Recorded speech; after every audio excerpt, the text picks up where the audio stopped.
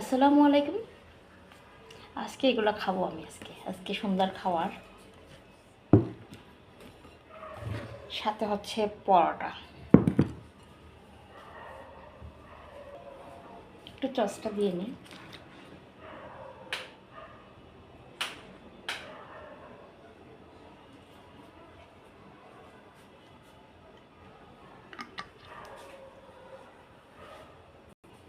আমি এখন শুরু করতেছি পরোটা দিয়ে। বিসমিল্লাহির রহমানির রহিম। নিজের হাতের বানানো, বাচ্চার আবদারে পরোটা দিকে চিকেন উইং খাচ্ছি। বিসমিল্লাহ।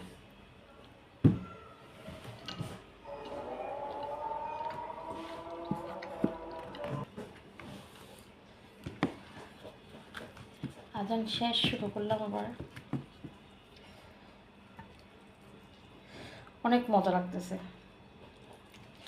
নিজের হাতের রান্না, নিজের প্রশংসা নিজেই করি। কেমন হয়েছে বাবা বলো তো? ভালো। ভালো হয়েছে? রেস্টুরেন্টের চেয়ে ভালো? দেখি আমার কাছে কোনো রিভিউ জবাব নিচ্ছি। নাই এটা। খাচ্ছি সে জবাব পাই না, দেখছেন?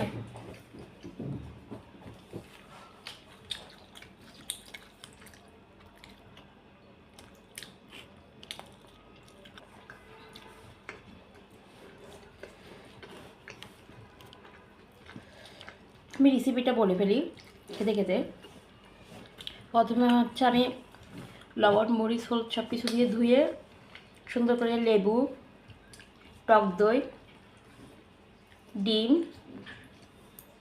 সব কিছু মাখায় ফ্রিজে রেখে দিয়েছে। পেঁয়াজ, একটু আদা কুচি, একটু 1 ঘন্টার মতো রেখে দিয়েছি। রেখে দেওয়ার পরে এগুলো হচ্ছে পরে চুলায় হালকা আঁচ দিয়ে একটু তেল দিয়ে, তেল কম দিতে হবে, নাহলে হচ্ছে কি এটা বারবিকিউ টাইপের একটু পোড়া পোড়া হবে না। তো একটু পোড়া পোড়া হওয়ার জন্য প্রথমে তেল কম দিবেন, একদম কম তেলে। জাস্ট শুধু চিকেনগুলো হচ্ছে ভাজি করে ফেলবেন। ভাজি করার পরে পরে হচ্ছে আপনার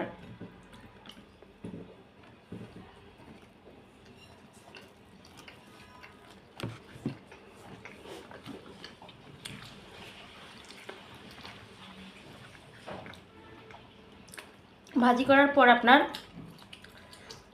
একটু যখন চিকেনটা ইয়ে হয়ে যাবে তখন পেঁয়াজগুলো ফ্রাই করে ফেলবেন। একের সাথে উঠানোর দরকার নেই, উঠানে দিয়ে দিবেন।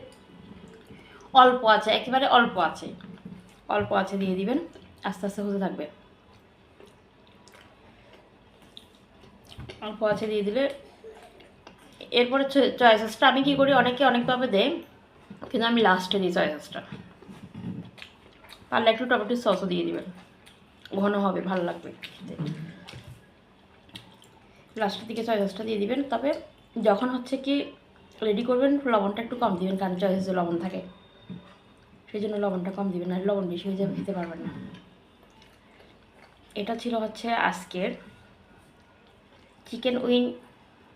দেখি এই যে চিকেন উইং বানানোর রেসিপি। আসসালামু আলাইকুম, সবাই ভালো থাকবেন।